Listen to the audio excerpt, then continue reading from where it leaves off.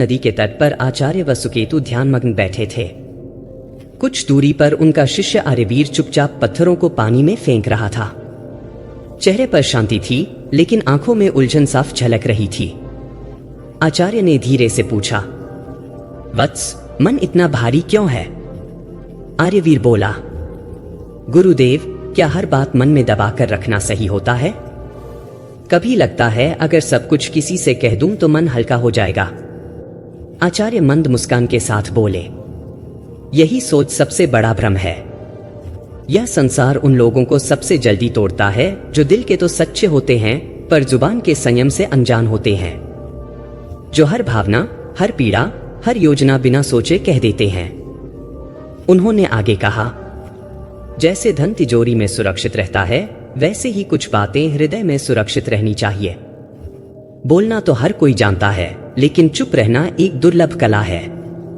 जो इस कला को सीख ले, दुनिया उसका कुछ नहीं बिगाड़ सकती। कुछ क्षण रुककर आचार्य बोले, आज मैं तुम्हें वे 7 गुप्त बातें बताऊंगा जिन्हें चाहे सामने वाला कितना ही अपना क्यों न लगे, कभी प्रकट नहीं करना चाहिए। क्योंकि जब शब्द बाहर चले जाते हैं तो वही शब्द अस्त्र बन जाते हैं। पहली गुप्त बात, घर परिवार की समस्याएं। आचार्य ने गंभीर स्वर में कहा, सबसे पहली नीति यही है कि अपने घर की परेशानियां बाहरी लोगों तक कभी न पहुंचने दो। मतभेद हों, झगड़े हों या निजी पीड़ा, उन्हें घर की दहलीज के भीतर ही रहने दो। उन्होंने एक घटना सुनाई। एक बार एक शिष्य व्याकुल होकर आया और बोला, गुरुदेव, मेरे घर में बहुत कलह है। पिता क्रोधित रहते हैं, भाई अलग होने की बात कर रहा है। मैंने यह सब मित्रों को बता दिया। आचार्य बोले, वत्स, जब तुम अपने घर की दरारें बाहर दिखाते हो तो लोग उन्हें भरते नहीं और चौड़ा करते हैं। दुनिया को सहानुभूति नहीं, कहानी चाहिए। फिर उन्होंने कथा सुनाई। वैदुर्य ग्राम में 2 भाई रोज लड़ते थे। एक दिन बड़े भाई ने सभा में छोटे को नीचा दिखा दिया। परिणाम यह हुआ कि पूरे परिवार की प्रतिष्ठा गिर गई। रिश्तों पर अविश्वास की छाया पड़ गई। आचार्य बोले, घर की बात बाहर गई नहीं कि संबंधों की मर्यादा भस्म हो जाती है। लोग तुम्हारे दुख को हथियार बना लेते हैं। इसलिए चाहे हालात कितने ही कठिन हों, घर की बातें अपनों तक ही सीमित रखो। बाहर की दुनिया मरहम नहीं, नमक छिड़कती है। दूसरी गुप्त बात, अपनी कमाई और धन का बखान। कुछ देर बाद आचार्य ने कहा, दूसरी नीति उतनी ही महत्वपूर्ण है। अपनी आय, संपत्ति और साधनों का प्रदर्शन कभी मत करो। उन्होंने उदाहरण दिया, अवंतीपुर के एक सम्राट ने गर्व में अपने भरे हुए कोषागार सबको दिखा दिए। सोने की मुद्राएं, रत्नों से भरे कक्ष, सब खुले आम। परिणाम स्वरूप पड़ोसी राज्य ने आक्रमण कर वही खजाना लूट लिया। आचार्य बोले, धन जितना छिपा रहे उतना सुरक्षित रहता है।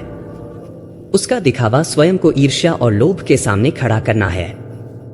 फिर उन्होंने प्रश्न किया, क्या तुमने कभी सच्चे धनवानों को अपनी वास्तविक कमाई का ढिंढोरा पीटते देखा है? आचार्य ने स्वयं उत्तर दिया, नहीं, क्योंकि वे जानते हैं जहां बहुत से लोग जान जाते हैं वहां अपेक्षाएं ही नहीं, लोभ और संकट भी जन्म लेते हैं। उन्होंने आगे स्पष्ट किया, यदि किसी को यह आभास हो जाए कि तुम्हारी आमदनी अच्छी है तो कुछ लोग मदद के बहाने पास आएंगे।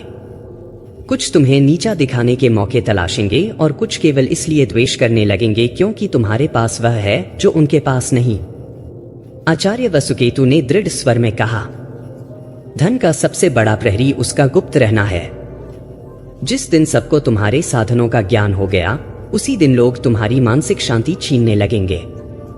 इसलिए अपनी कमाई को ढका रखो, क्योंकि दिखाया गया धन या तो लूट को आमंत्रण देता है या ईर्ष्या को। तीसरी गुप्त बात, भविष्य की योजनाएं। कुछ क्षण मौन के बाद आचार्य बोले, तीसरी नीति यह है कि जब तक कोई योजना पूरी न हो जाए उसे अपने भीतर ही रखो। उन्होंने शिष्यों की ओर देखते हुए कहा, जो लोग हर कदम की घोषणा पहले कर देते हैं वे अक्सर मंजिल से पहले ही भटक जाते हैं। नालंदा आश्रम में बैठे शिष्यों को उन्होंने एक उदाहरण सुनाया। एक व्यापारी ने निश्चय किया कि वह नगर में मसालों की बड़ी दुकान खोलेगा। उत्साह में आकर उसने यह बात रिश्तेदारों, मित्रों और पड़ोसियों को पहले ही बता दी। कुछ ही दिनों में एक चतुर व्यक्ति ने उसी स्थान पर वैसी ही दुकान खोल दी और पूरा बाजार अपने कब्जे में ले लिया। जब असली व्यापारी पहुंचा तब तक अवसर हाथ से निकल चुका था। आचार्य बोले, हर विचार एक बीज होता है। यदि बोने से पहले ही उसे सबको दिखा दोगे तो कोई उसे कुचल देगा या तुमसे पहले फल तोड़ लेगा। योजना की असली शक्ति उसकी चुप्पी में छिपी होती है। उन्होंने आगे जोड़ा, याद रखो, तैयारी का समय प्रदर्शन के लिए नहीं होता। काम पूरा हो जाए तब बोलो। जब तक यात्रा जारी है तब तक मौन रखो। तुम्हारा इरादा, दिशा और अगला कदम केवल तुम्हारे होने चाहिए। इन्हें सबके सामने लाकर तुम केवल अनावश्यक आलोचना और बाधाएं बुलाते हो। आचार्य ने कहा, आज की दुनिया में भी यही नीति लागू होती है। नया व्यापार हो, नौकरी बदलनी हो या कोई बड़ा निर्णय, जब तक काम साकार न हो जाए किसी को मत बताओ, क्योंकि यह संसार न तो तुम्हारी योजना की रक्षा करेगा और न ही असफलता की जिम्मेदारी लेगा। चौथी गुप्त बात, अपनी कमजोरियां। आचार्य का स्वर अब और गंभीर हो गया। चौथी नीति यह है कि अपनी कमजोरियां किसी के सामने प्रकट मत करो। उन्होंने कहा, जिस दिन तुमने अपनी दुर्बलता किसी और को बता दी, उसी दिन तुमने हार की पहली सीढ़ी चढ़ ली। एक शिष्य ने संकोच से पूछा, गुरुदेव, यदि हम किसी अपने को अपना भय, दुख या कमजोरी बता दें तो क्या वह हमें समझेगा नहीं? आचार्य मुस्कुराए, अपने तब तक साथ होते हैं जब तक तुम्हारी शक्ति उन्हें सुरक्षित लगती है, लेकिन जैसे ही कमजोरी सामने आती है वही लोग या तो दूर हो जाते हैं या पीठ पीछे वार करते हैं।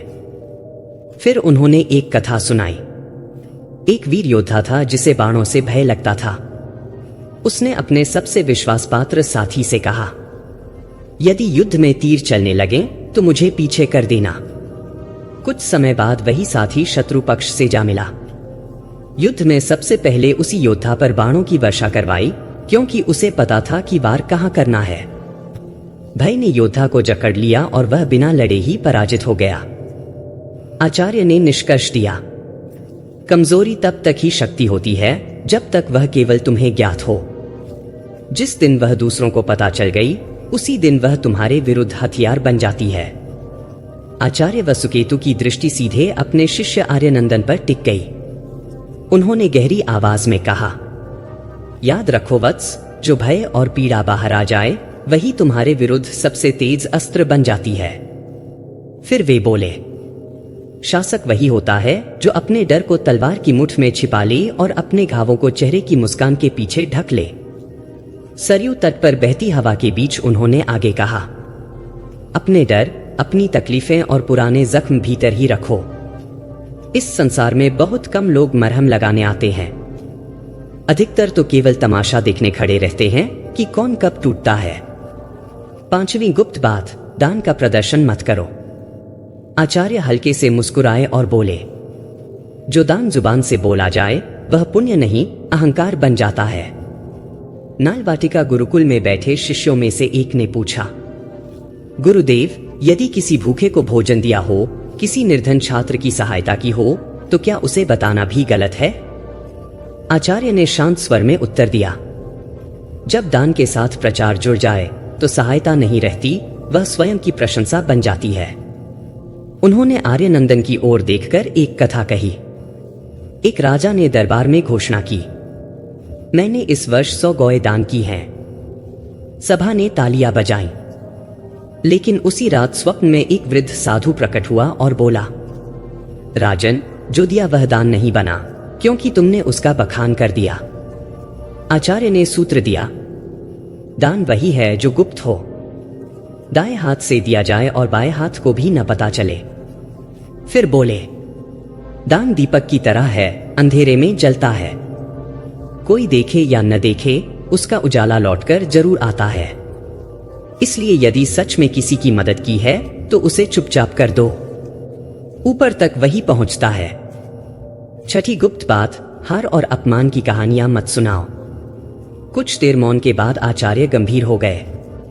जीवन में हर व्यक्ति कभी न कभी हारता है, अपमान सहता है। पर उस हार को बार बार सुनाना अपने ही जख्मों को कुरेदना है। उन्होंने एक दृष्टांत सुनाया।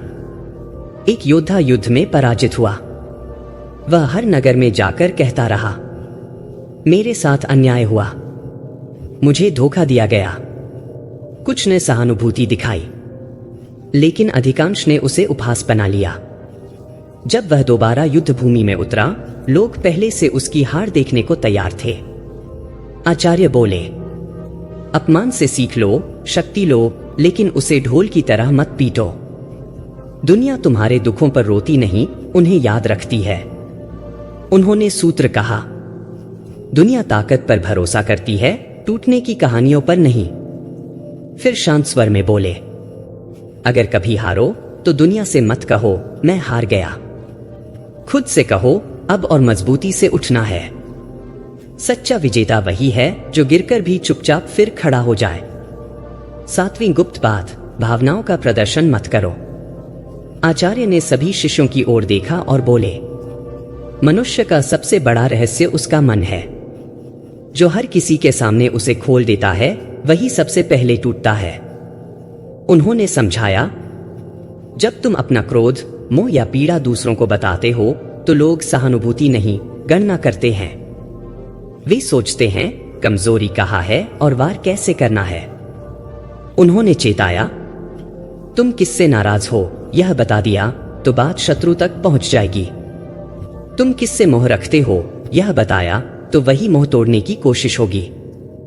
और पीड़ा जताई तो समाधान नहीं, फायदा खोजा जाएगा। आचार्य बोले, भावनाएं भी धन की तरह होती हैं। जो सबके सामने आ जाए उसका मूल्य घट जाता है, और जो भीतर सहेजी जाए वही शक्ति बनती है। फिर उन्होंने आर्यनंदन से कहा, शासक वही होता है जो भीतर आग की तरह जले लेकिन बाहर ठंडी छाया बना रहे। जिसे दुनिया समझ न पाए वही सबसे मजबूत होता है।